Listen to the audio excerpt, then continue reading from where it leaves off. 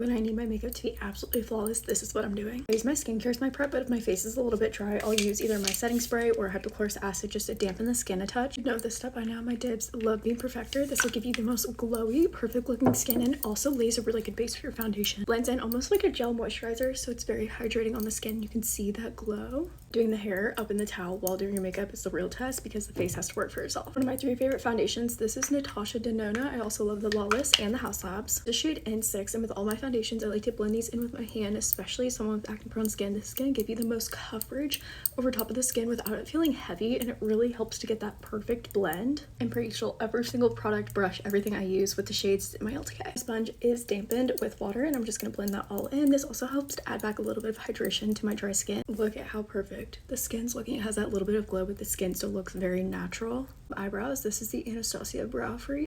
My cream bronzer slash contour, this is the Dibs Beauty. This is the new shade Moon Dust. It just blends so nicely onto the skin. It's so creamy. Emphasis on the creamy. It literally melts into the skin. Loving this tone of blush here. This is Rose Red from Makeup by Mario, and these really build up very beautifully on the skin. Don't be afraid to go heavy-handed with your blush because we clean it all up with concealer. My concealer of choice always is Natasha Denona. It's just so extremely creamy and it brightens without creasing. Play around with some of the products, but this routine and the process of doing my makeup is the exact same as when my skin was at its worst to right now when my skin is at its best, and it still gives me perfect looking glowy skin. In between steps, always going over top of everything with that sponge to get back that hydration and blend all the lines together. I really want the apples of my cheeks to pop, so I go back in just right here on the apple. You know, like when you smile, and this is just that like rosy pinky red. Because I have dry skin, I don't go too crazy with the powder, so I tap off all that excess before going underneath my eyes, and I'm just gonna set where I put concealer with new powder, and then like when I want to set around my mouth or if I have a blemish or anything like that, I use whatever's left over. I'm not picking up new powder. Multitasker if I've ever seen one. This baked bronzer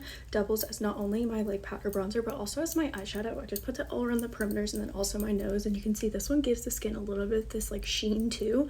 Emphasis on that glowy makeup that we're looking for. We're using that exact same thing over top of the eyelid as a powder bronzer, as you could say as an eyeshadow, and as a powder nose contour. I'd say this is the sister product to the bronzer because this is the baked blush. I love the way that these two shades just match up, and it looks very subtle but it still gives a little bit of that sheen to the skin while giving you blush. Obviously it is beautiful. The way that these two mix is gorgeous. Overlining slightly right here and right here. This shade Mocha by Anastasia Beverly Hills. It's such a good nude shade, topped off with my absolute favorite like lip mask. Every single time I'm wearing a nude lip, it is this thing. Spray it down.